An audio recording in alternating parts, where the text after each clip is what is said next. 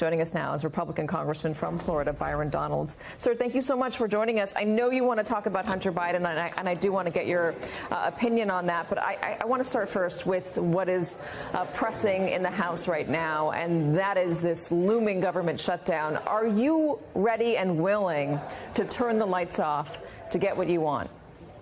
Look, my position is, and frankly the position of many members here, is that we want the federal government to do its job, actually follow its laws, like border security law provisions, which are identified in law, and that if we're going to fund our government, that the government actually should do the things that the American people expect it to do.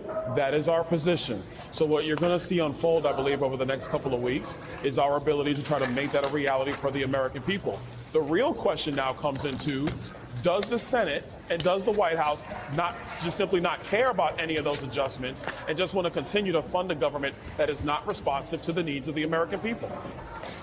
So what you're saying is if you don't get the concessions you want on border policy and other things that are never going to pass the Senate, that you're willing to say no. How long is it going to take? Well, actually, I think you got it wrong there, Katie. That would be the Senate and the White House saying no. We're actually getting pretty clear on our side of things that, yes, security of our nation is of paramount importance. It is one of the key functions of the federal government. And this is not about red states or red counties. Look at what's happening in New York City right now as we speak, in Chicago, Illinois, right now as we speak. We have young kids who've gone back to school, and now the teachers are scrambling trying to find translators for other children who have showed up in these schools. That's a serious problem.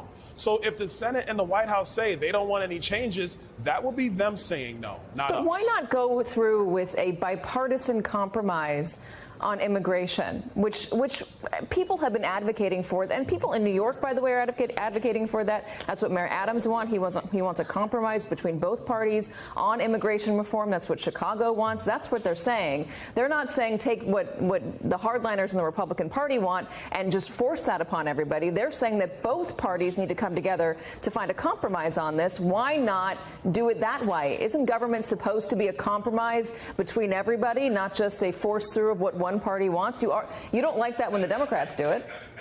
Well, I would tell you right now, that's exactly what the Democrats are doing. When Joe Biden became president, I just said. You don't like it. Hold on, Katie. Don't you think there should be a compromise? Let me answer your question, and I'm going to tell you exactly why. The current situation on the southern border is very clear. Joe Biden is basically ignoring most of federal law, and he has completely opened up the asylum provisions, which has led to the current environment.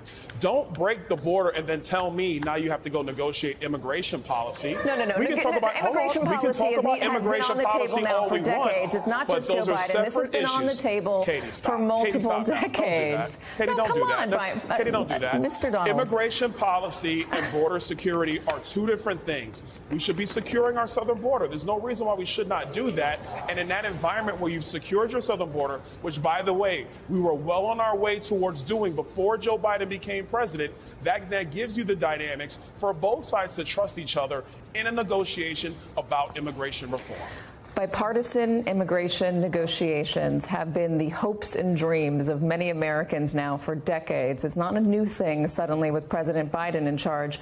Let me ask you about Kevin McCarthy and his speakership. Sure. Do you plan on, do you think that he's going to remain speaker for the rest of this term?